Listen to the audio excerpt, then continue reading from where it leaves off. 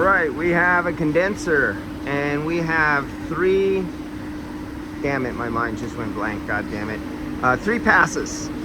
The fourth pass, if you want to call it a pass or not call it a pass, three are heat rejection, one is subcooling. If you see right up here, this is where the hot vapor gas that is superheated comes from the compressor. It comes in the nozzle right here through the fitting.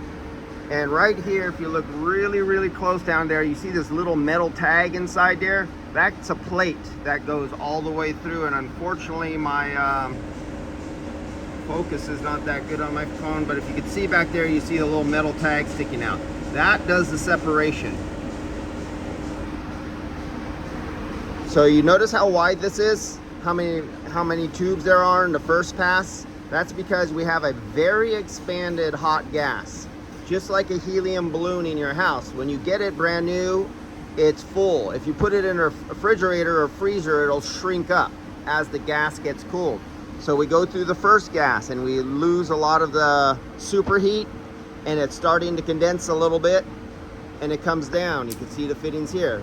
Now if you look right, where the hell, oh yeah, it's not here yet, it's down here. The separating is right down here. It cannot go no lower than this. So once it comes out, it goes down. You notice there's fewer tubes here than there is here because this gas has contracted. It has gotten cooled. It's given off some of its energies. The BTUs have left from the air, picking it up.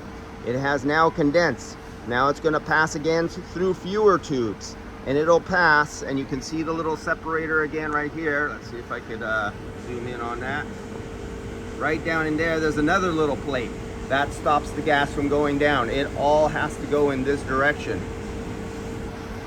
So now it takes this pass, the second pass, it rejects more heat, a little more liquid develops. It's still not all liquid yet. There's a lot of gas and vapor, and it drops down once again. And you can see right here, there's another little plate. Right where I got that line, there's a little metal separator that forces this gas, and you notice once again, it is even smaller than the second one. You see how this is going? Now we're getting more liquid, and we're ejecting more heat, and we're contracting as we cool this gas. This gas goes along, and it comes into here, and as you remember, there was a separator plate right here. There's also another separator plate right there.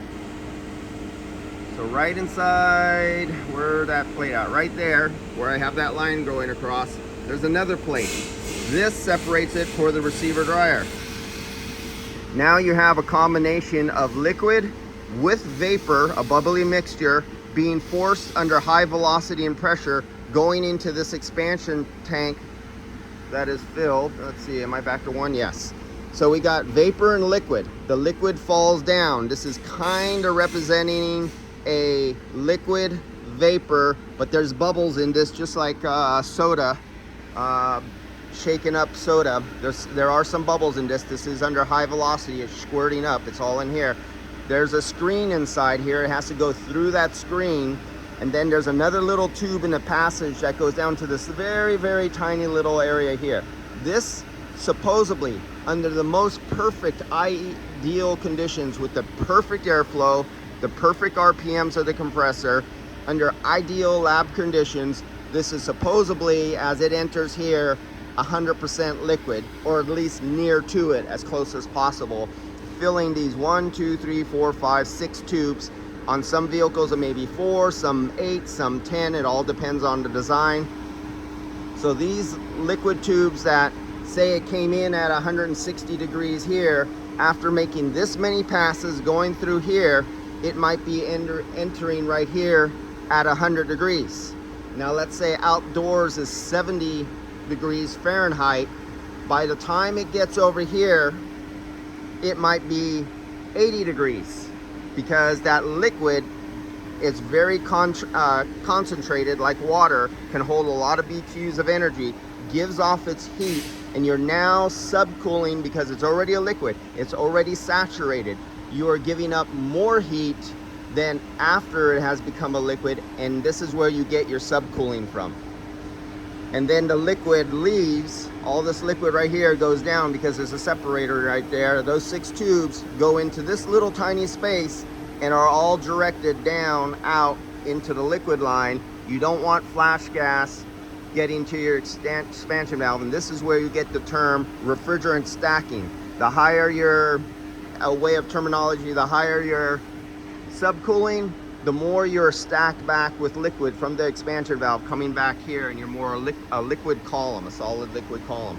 All right, I've done many of these videos before in the past decade, and I just figured with all the new Facebook subscribers, you may have not gone back to previous videos and seen this before. See you guys later.